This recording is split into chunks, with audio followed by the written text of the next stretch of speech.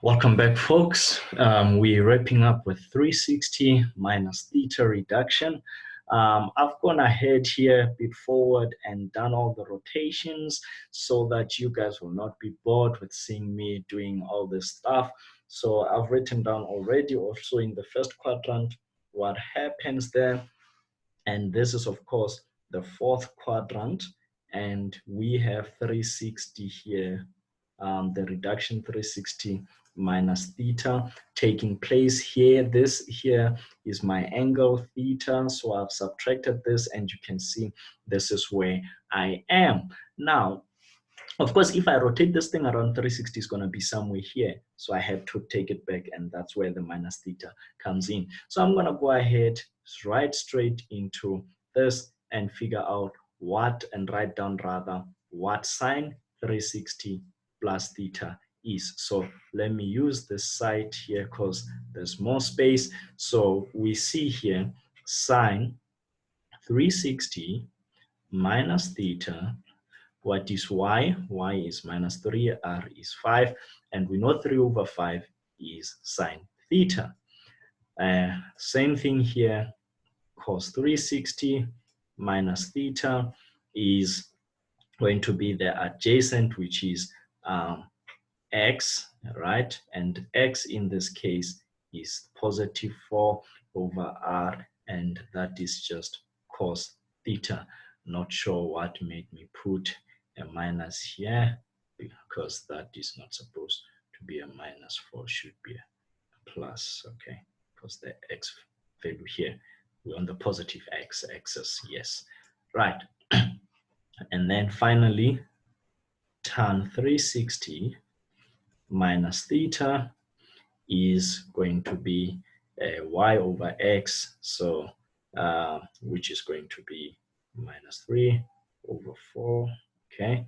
This is just minus tan theta. And again, I said this makes sense because only cos, according to the cast rule, should be positive in the fourth quadrant. So this is all good, guys. For 360 plus theta, I hope you all can see that this thing is going to throw us right into the first quadrant. So we are not going to discuss a lot of that because it is pretty obvious. It takes us back to where we were, okay? And we already know what we had. The quick one maybe that I should talk about in passing is reductions that are more than 360. In other words, what if you have got something like that is more than a revolution? What if you have to reduce 720? What if you have to reduce 820? I'm just saying, you do get those crazy values at times.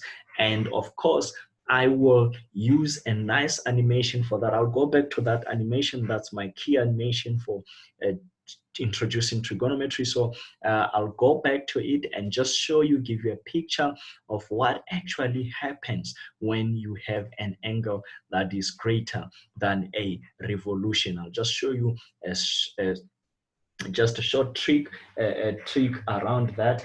And then while at that, I will then talk about the two key identities which you guys will need to understand when also proving some of these trigonometric identities or solving general solutions, whichever way is applicable.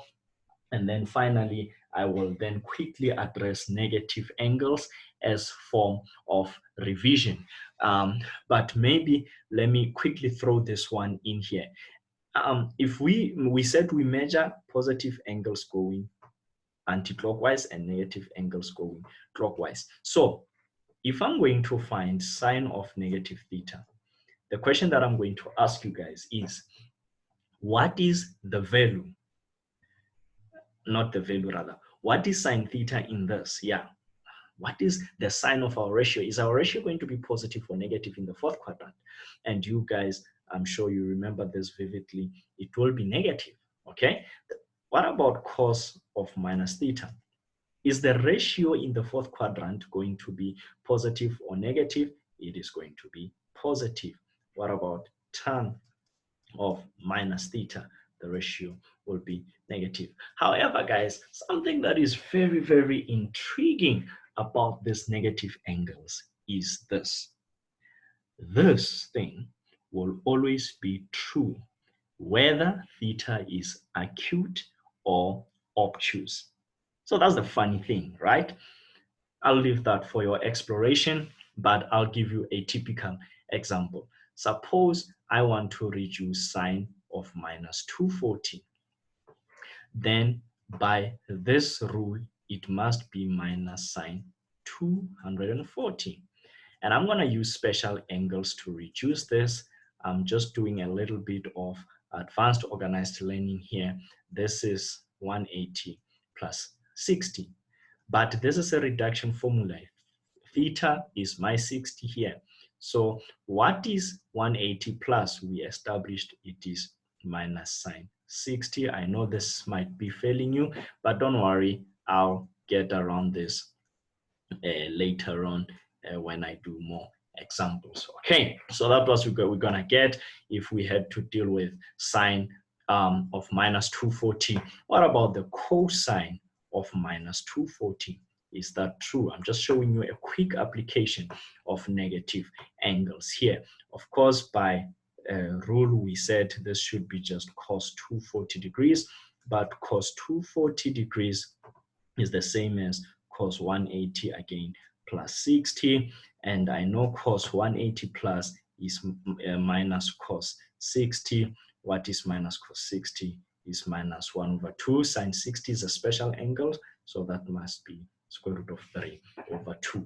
I've just shown you how important it is to know your special angles and your reduction formulae. So I'll leave it at this. I've covered your negative angles. I've covered all your reductions. So that means in the next portion of our discussion, we're just going to have a look at the identities and how to prove those two special identities. And as I said, I'll start with a nice little animation tool to show you why it is important.